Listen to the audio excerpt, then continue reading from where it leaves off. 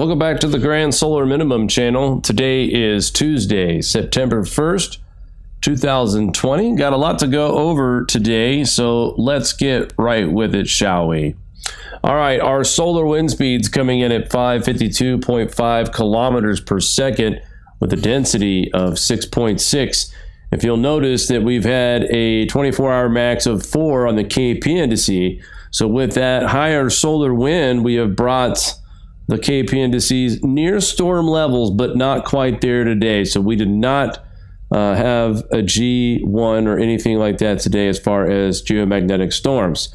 We are still blank, but that could change within the next 1 to 2 days, as we do have something on the horizon on the eastern limb, and I will show you that here in a minute. But right now we are going through a streak of 11 days in a row without sunspots, and that gives us a total of 167 days without sunspots in 2020. Today marks the first day of September. We got a lot of info to go over today as well. Let's go over to the grandsolarminimum.com space weather section real fast and check out some additional stats. As you can see, the KP indice has been decreasing since yesterday, and today it peaked at 4, stayed at 3 for the most part, and now we are observing levels in the 2 range right now. So all indications showing that the solar wind speeds are slowing down as well, and we were at 600 yesterday when we went live. Right now looking in the mid 500s, should be decelerated in the upper 400s, hopefully by sometime 9-10 p.m. Eastern time here in the United States, and things will be calm and quiet again. But if you take a look here at the latest reading from our SDO, I'll go ahead and zoom this in real fast. That is a coronal hole, those 2 small areas.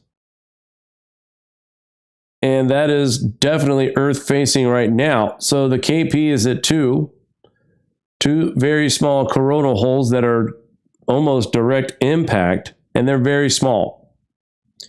But these things can still jolt the magnetic field and ignite, a possible earthquake, 6.5 or a little stronger. Sometimes we have a volcano that pops off about 34,000 feet of ash plume. So this could be something to watch here in the next 2 to 3 days. We'll see. As it is a newly developed coronal hole, you'll see it at the late part of this run. As it has become Earth facing, it turns away from Earth as it begins to form.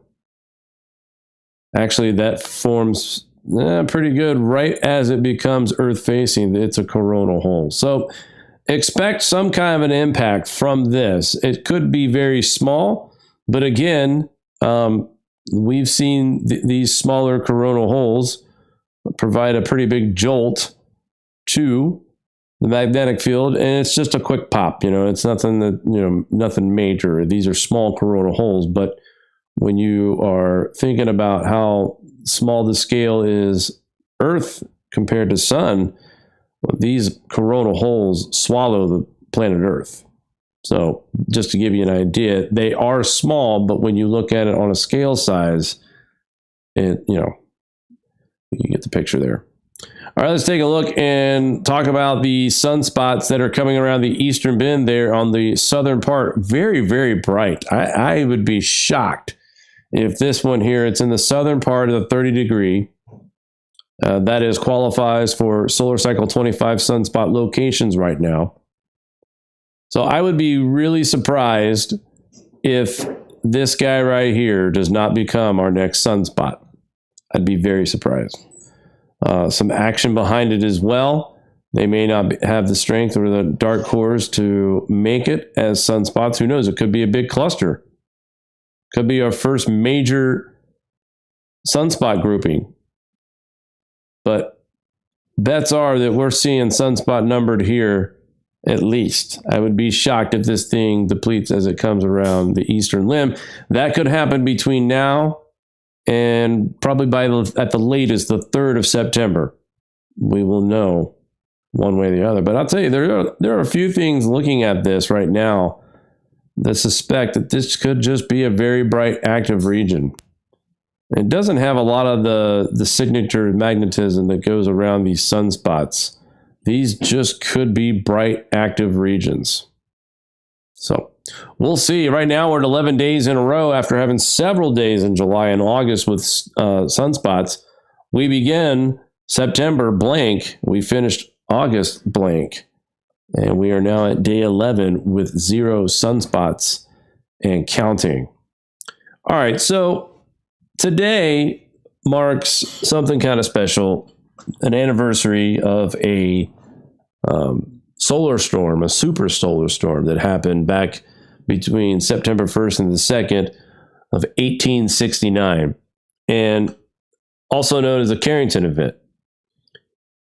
And I was looking over this article in particular because this one came out on the 28th of August. I know SPACEWEATHER.com also has published something today that has a different take on it as well. It's not copying it from this article. But as I was reading through this, I felt like there was a lot of things in this article that should be mentioned about the history of the Carrington Event.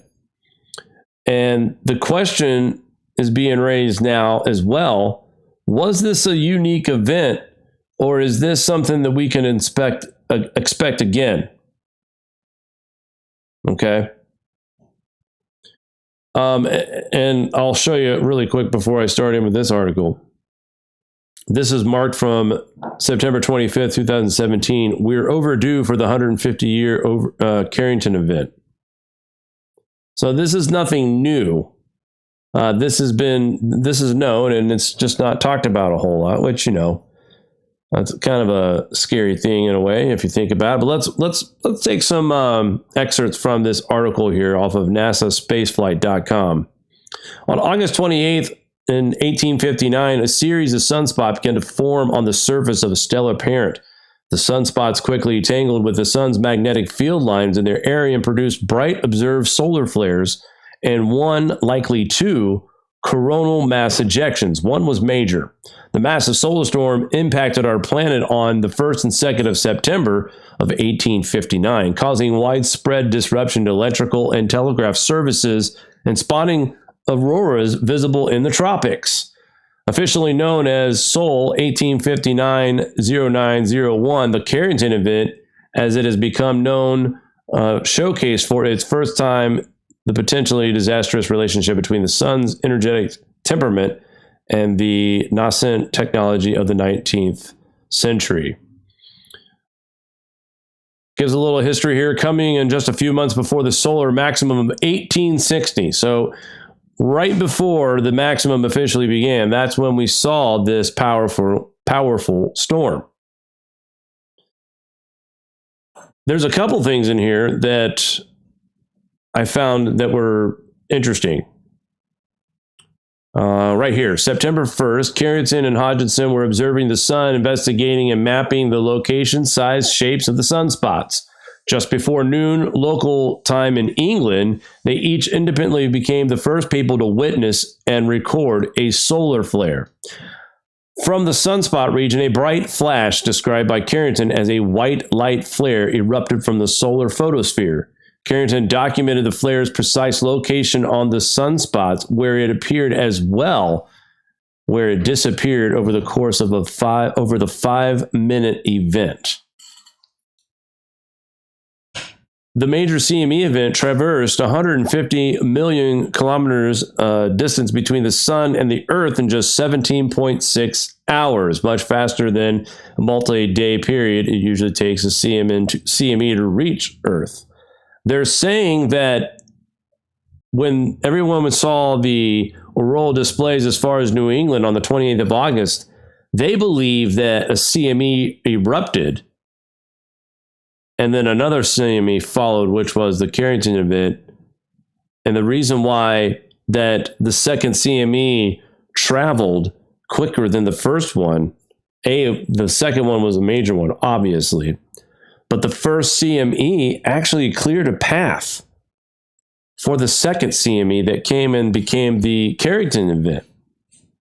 So that's, to me, that's a series of events that you can't predict, in my opinion. And what's more breathtaking about this is that Carrington observed this solar flare, this 5-minute event. Imagine today we can just go over to the SDO and click on, the 193 angstrom and watch ourselves to see if we find anything, a magnetic release or sunspots or coronal holes. We're looking at. That's the easy way of doing it, right? And the fact that he was doing this at the right time, at the right place, and was able to witness this and documented the 5-minute event. That to me is something, and just the hearing the details that what had to happen that made this so significant. Here in August 16th of 2020, the sun released a B-class solar flare, the second smallest and relatively common class of flare. The activity occurred in otherwise quiet area of the sun. Images from our SDO show the flare in 3 different wavelengths. If you go check on that link there, I'll leave this link in the description after the show. When the CME arrived, the Kew Observatory magnetometer recorded the event as a magnetic crochet in the ionosphere. The observation, coupled with solar flares, allowed Carrington to correctly draw the link for the first time between geomagnetic storms observed on Earth and the sun's activity. Upon impact, telegraph systems across Europe and North America, which took the brunt of the impact, failed. In some cases, telegraphs provided electric shocks to operators. In other cases, their lines sparked in populated areas and places, started fires. The auroras were so strong and clearly observed throughout the Caribbean, Mexico, Hawaii, southern Japan, southern China, and as far south as Colombia near the equator. As far north as Australia, Queensland, Australia, near the equator in the southern hemisphere. The strength of the Carrington event is now recognized as heliophysics as a specific class of CME and is named after Richard Carrington. Now, in July of 2012, we had a near miss. And it makes you wonder, was that the possible Carrington event that we could have endured if it didn't miss? It reads on in the article, it talks about what kind of damage estimation it would look. Just here in the United States, this article is saying that $2.6 trillion in the United States would cause widespread, if not global, electrical disruptions, blackouts, damages to electrical grids. Cascading failures of electrical grids, especially in New England and the United States, are also particularly likely during a Carrington-class event. Power restoration estimates range anywhere from a week to the least affected more than a year are the hardest hit regions. Electronic payment systems at grocery stores, gas stations would likely crash. Electric vehicle charging stations that rely on power grid would likely be unusable for some time, as ATMs, which rely on internet or satellite to verify account and cash disbursement information. So this article paints a very plain picture here. Television signals from the satellites would be majorly disrupted. Satellites, too, would experience disruptions, radio frequency communication, crippling GPS navigation. Planes flying over the oceans would likely experience navigation errors and communications blackouts as a result of the disrupted satellite network. Astronauts on board the International Space Station would either seek shelter in one of the radiation-hardened modules of the outpost, or, if enough time permitted, and the CME event was significant enough to enter the Soyuz, the U.S. crew vehicle, basically get in their Soyuz and head for home if they had enough time for warning. This was to me, this article here, it just explains the seriousness of the Carrington event and how strong it was, and the fact that people are now saying, or scientists believe, that this is not a unique situation, that this is something that will happen in a more frequent manner. Now, this particular event happened right before the maximum. Magnetic field still weak from the Dalton minimum, grand solar minimum actually, coming out of a grand solar minimum. All right, still working its way up. But today, $2.6 trillion in damage, and that's probably just being polite.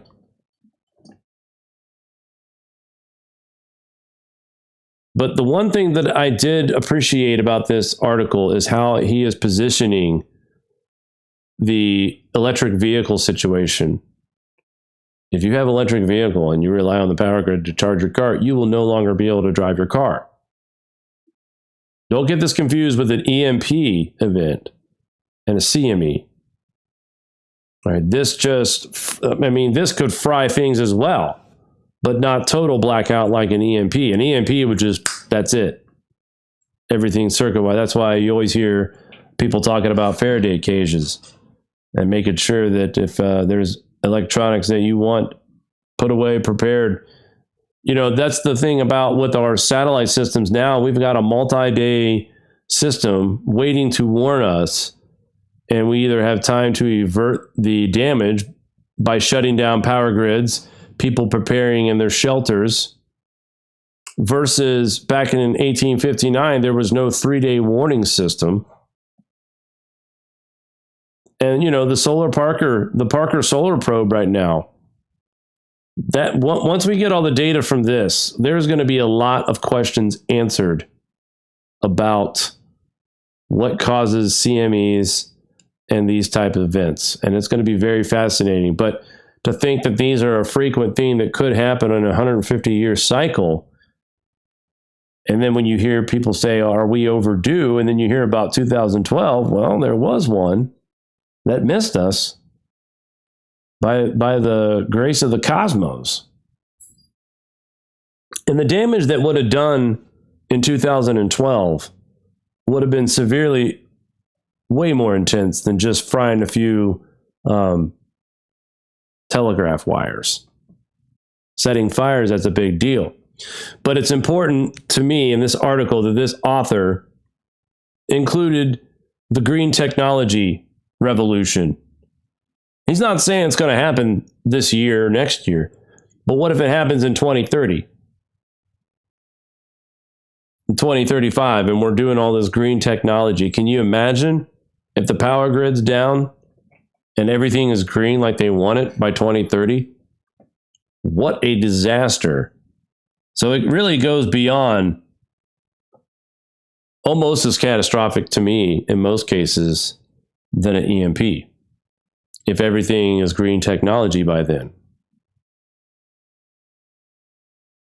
So something to think about. And obviously this is the anniversary, and I saw a lot of articles being shared today all over the place. And I thought it was interesting that now scientists are pondering or admitting, thinking that this is not such a unique situation after all. And I found that interesting. I wanted to share that with everybody. And just really the last few days of information that has come into this channel, everything just kind of keeps following up with something that has something to do with what we talked about from the night before. And when you talk about grand solar minimums, solar flares are not the top priority, but you have to be prepared for something that you have no control over, unfortunately, because the sun has shown us several warning signs of doing what it wants when it wants. So we bring you this as an awareness tool, really. You know, keep following channels like us and others in the community. But to me, from what I'm seeing here, it's just a very unpredictable situation. And I guess you could say that the CME event where one went off and then another one followed would be a concern. And we can see that. If SGO ever locates a situation where we get a CME and then another one in the same spot that's bigger than the first one, then we know we've got less time to prepare. But the important part is we have time to prepare, shut down the grids. Hopefully everybody throws their electronics in protective cages to block from being fried up. All right, let's check out some headlines and stuff. First of all, we'll go to Dr. Roy Spencer, as we always do on, well, close to the first of the month. Dr. Roy Spencer was dead on this month. He was ready for the first of the month. And I know, look, there's a lot of people out there that wait for this data. If you're really into this topic, you get around the 28th of the month, like, ooh, the next temperature reading is coming out. Where's it going to be? Where's it going to be?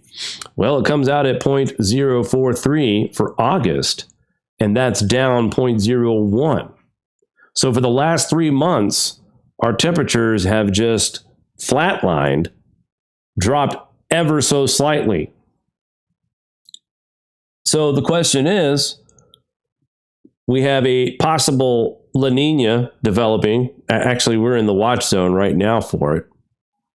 This could be a pretty frigid winter for the northern hemisphere as well.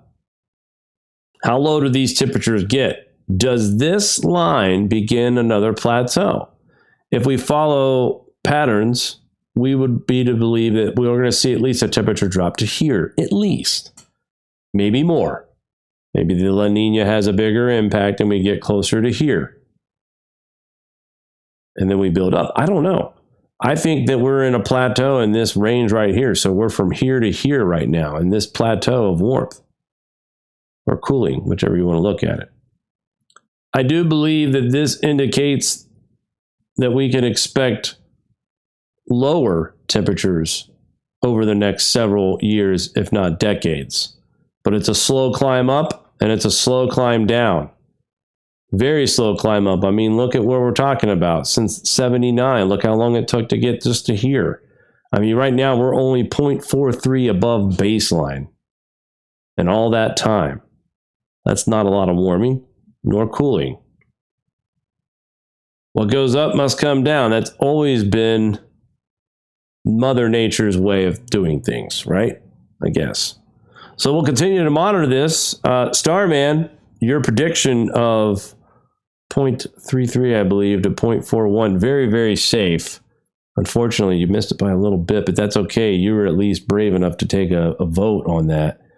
I don't think I would have even come close with my vote, and I don't even tell you what my number was, so we'll just leave it at that. But we'll check it out again at the end of September and going into October and see just how cold it's going to get here in the near future. And we'll go over that too in the GFS Outlook. I want to go over a couple things as well with that. Shallow earthquake, a 6.5. So yesterday I mentioned that I wouldn't be surprised to see another 6.5 earthquake within the next 24 hours. Here it is, September 1st. A strong and shallow earthquake registered by the USGS hit as a 6.5 near the coast of Chile around 2109 UTC. The depth of it was 8.7 miles, and the EMSC is reporting it as a 6.5, a depth of 1.2. So very, very shallow. Right now, there has not been any reports of any deaths. There were no tsunami threats from this earthquake. Some aftershocks, yes, but so far, nothing specific. We'll also let you know if there's any updates to this story. Usually when these things break out, we only get the initial reading of the quake and everything like that, the general area of who felt it and whatnot. But it could take a couple of days to get information. If there's any damage, you know, this website's pretty good about breaking it as soon as possible. So at this point, it doesn't appear that we have anything major happening when it comes to loss of life or injury. Severe flood death toll at 251, more than 5 million affected, and wide swaths of crops lost in Bangladesh. Says here that the loss of crops has also been put at a $156 million. For them, that's a lot. And why am I bringing up Bangladesh and their crop loss? Well, you know, this has everything to do with grand solar minimum news. Highly charged particles are absorbing our atmosphere right now as we speak, creating these highly charged rain events. I mean, think about it. I've watched the weather all my life, and I've never, ever noticed the amount of flood and death and crop loss that I noticed in the last 10 years. We didn't have storms like this that just kept happening over and over and over again. And these are becoming more frequent. And this is just the beginning of the grand solar minimum. If you guys watched last night, again, Zarkova's editorial proves that we are going to see the worst of the worst starting in the 2030s. So if this isn't even the worst of the worst, then we're seeing some pretty widespread damage across the planet. More flooding. Record flooding leaves 93 fatalities, 80,000 homes damaged, 380,000 people affected in Sudan. At least 93 people have died, while more than 380,000 have been affected by worsening floods in Sudan since the beginning of the rainy season. The Interior Ministry reported on Tuesday, September 1st, 2020. More than 5,000 cattle have also perished, and about 80,000 properties were damaged or destroyed as the Blue Nile River hit 57 feet, the highest record ever. Well, since they began keeping track of records in 1912. There's that 100-year flood talk again. We used to hear a lot about that. Farmers talking about the 100-year event, the 500-year event. And here lately, it's been still pretty strong with the 100 to 200-year events, but more flooding, more crop loss. We got livestock damage here.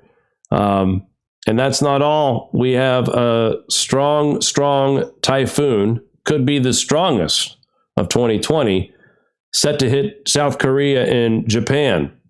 After already causing destruction in Japan's Ryukyu Islands, powerful typhoon Meisak is now preparing to unleash to strike on the Korea Peninsula and western Japan as the most potent storm to prowl the waters of the Western Pacific so far this year. The region has been no stranger to tropical activity this year. Just a week ago, some of the same locations were dealing with Bobby, which strengthened to a typhoon on August 24th, just north of the Ryukyu Islands, before it navigated into the Yellow Sea and made landfall in North Korea on August 27th. Meisak has surpassed Bobby and is now the strongest typhoon of the season. Sustained winds reported at 110 miles per hour. And Bobby's was a sustained of 100 miles per hour. Now, we had wind speeds at 150 when Laura made landfall. Here's a map tracking the storm here. As you see here, it will hit the very far western part of Japan. So the good chunk of the mainland is not going to be affected by this storm. But still, there will be some rough seas, some wind involved, some rain bands will eventually reach part of the islands. And South Korea, thankfully, will be looking at a Cat 1 once this typhoon makes landfall later on this week. All right, let's take a look at our GFS outlook real quick. I know last night I showed you guys, and it's still a rainy pattern, but there's a couple things I want to point out. I was mentioning about the Indian summer, hoping that the weather that we're seeing the first part of September is not an indication that summer's over. And there's good news and there's bad news. The good news is that we do see a little bit of warmth right before the middle part of September. But what might be bad news is that warmth, what we would think of as Indian summer kicking in at that part, we could be just looking at a teaser and things heading straight towards the fall season. That's the temperature side of it. The moisture side of this forecast is interesting as well. Okay, and we've got about 3 or 4 systems that are going to move through here, the Midwest, the Ohio Valley, into New York. But I want you guys to pay attention in the Atlantic in the next coming days, because you're going to notice the amount of moisture that is being fed in from the Atlantic into the states. There's system number 1, there's system number 2, high pressure, trying to get cooled off. And then we get this ridging situation, a pretty big, strong low pressure here moving across the Great Lakes, the Ohio Valley into western New York on Monday, September 7th. Notice already we're starting to see a lot of moisture here in the Atlantic and the Gulf. Continue to watch that. This is going to bring some moisture and tropical moisture as well up the East Coast and possibly give us that last push of the ridging of the heat. All right, bear with me on this. This strong low pressure system here is being fed on the front side of this by the Atlantic from September 9th, and this gives us rain. From what the GFS is saying, we have a lulled out system that could bring rain to this region that we're looking at right now. Everything that is showing green, all the way up to Maine, all the way from Iowa, Missouri, through Ohio, Tennessee, Kentucky. Watch what happens here the next several days. Moisture continues to be fed in from the Atlantic. This is 3 days later, guys. It's how long this thing takes to move. But in the meantime, showers are beginning as far as east as New York. Heavy rain through the Ohio Valley. This low pressure system finally lifts off by the 11th, Friday, but still the Atlantic feeding the moisture for this front. And right behind this last look, 14th of September, we're still getting moisture fed into the East Coast. And this high pressure system behind it, this one is strong, and it's going to push this low off to the Atlantic. The timing of when that high pressure system pushes this low pressure system is going to be the determining factor on where this storm is going to impact. Is it going to trek further west and hit South Carolina, North Carolina, or is this high pressure system going to stall out and this storm has more time to move closer inland? But the quicker this high comes out of here and pushes this off, the better and the safer we will be from this potential tropical storm forming into a hurricane. So we get several days of moisture along the East Coast. Finally, according to this GFS model run, high pressure does push this system off. By the 16th of September, we are looking at bone dry conditions for the much of the United States. Some spotty rain showers in Florida, some showers developing across Iowa and parts of Missouri and Kansas. But really, high pressure will dominate the weather for a period of time. And that is also bringing colder temperatures as well. We will watch this development in the Gulf. This is not related to Tropical Storm Niña, which its track is now heading towards Honduras. Let's go back and I'll show you exactly. Tropical Storm Niña right now. That storm, as you see, will not affect, should not affect, unless somewhere along the line it takes a 90-degree turn. I doubt that's going to happen, but there's the forecast right there. It is forecast to be a hurricane as it approaches the coast of Honduras, Guatemala, Belize, and the Yucatan. Should closely monitor the progress of this storm. Strong winds, dangerous storm surge, and very heavy rainfall causing flash flooding are becoming more likely from Niña. So we will not see this affect the United States. There is another storm behind that, and we'll go check that out here soon. But let's take a look at the temperatures. Now, for the most part, summer is still in effect for most of you in the South. Right now, we're enjoying some pretty nice weather across the northern plains, the Midwest, the Ohio Valley as well. We'll take it. Low 80s, upper 70s, mid 70s, in the 60s in some parts. And temperatures cooling off quite nicely. Now, we get a little bit of heat buildup here in the south and southwest again in the first week of September. Across the central plains too, which is good. The farmers like that. But as we get closer to the 6th and the 7th, we notice the northeast building up for one more what appears to be summertime-like ridge. Cold air moving in from the north. The Ohio Valley, the Great Lakes are going to see it first. And as you can see, that cold front is making that heat. It's concentrated now in the East Coast, the South, and the Southwest. Meanwhile, some brilliant fall weather. And now this isn't even the first. I'm going to talk about what's going to happen in the second part of this. But we see this heat buildup around the 9th of September. Now, remember the 9th. That is also when we are getting that moisture that's starting to funnel in from the Atlantic and the Gulf. So we start getting this buildup, this collection of moisture and heat as well. And I think that's attributing to why we will see, as you will look here in the next few days, temperatures that could spike up in the 80s in parts of the capital region. Look at that, 87 degrees in Albany. New York City looking at a possibility of 88 degrees. But look at how limited the heat is. And look at the strength of this cold front, guys. This is daytime highs. Look at the strength of this cold front. It is squeezing out this heat right here. And this stuff does not look like it's going away anytime soon. We'll have to wait for a few more days to be sure of this, but watch it.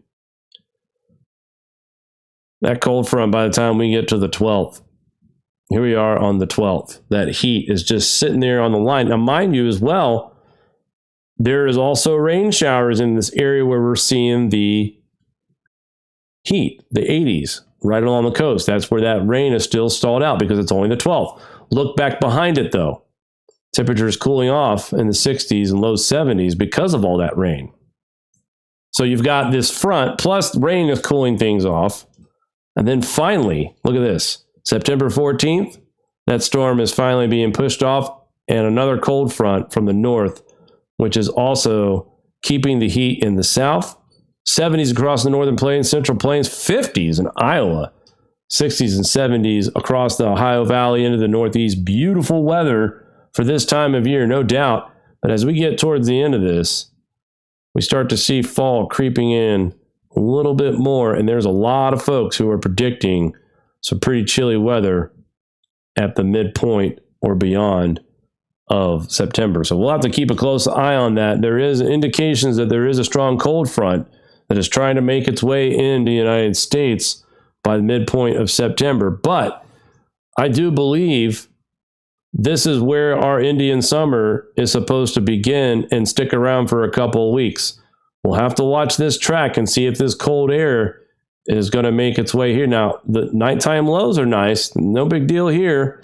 Even in the 60s and 70s, that's not bad. But right now, it does look like we will get a resurgence of a little bit of warmth as we head into the middle part of the month. But how strong is this cold front up here in Canada? Will remain to be seen. Let's take a look quickly at our La Niña watch. Still, nothing really changed as far as temperatures go here. We'll get the official reading. It is dropping again. It is now sitting at a 0.622. So temperatures are tumbling, and we continue to see the very likelihood of a La Niña this year. So things could get a little bit colder in certain parts of the United States. I look at some of these weather forecasts for the winters, and you know, the Northeast, it says cold and snowy. The Great Lakes, white and cold. You know, some of these are obvious, but we haven't had normal snow amounts for a while until the last couple of years, and we started seeing the increase of snow. So if they're continuing to call for the moderate snow that we've seen over the past several years, then that is a good indication to me that we will see a strong cold and plentiful of snow in parts of the United States that we're used to seeing the snow. Probably more ice storms in the south for Georgia, Tennessee, Alabama, South Carolina, North Carolina. Probably heavier snows for, northeastern Ohio through Pennsylvania, all the way up through New York and the rest of the Northeast. Frigid cold in the far north in the plain states. Montana, the Dakotas, Minnesota, Wisconsin. Could be record cold. Could be record cold this year for sure. The way things are turning out.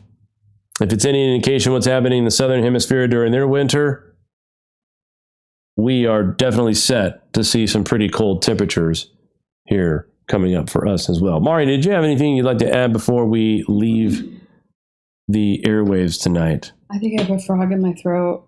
That's okay. If you I don't know if I can talk. Okay. Our friend from New Zealand said that they're saying the weather service there is saying that they're going to have a short summer. I think. Interesting. Let me just pull it up. Yeah, they're forecasting a summer that'll be shorter. So we always have to look ahead with the southern part of our I planet. don't know why I have a frog in my throat. That's I'm so all right. sorry. It's bad timing, Jake.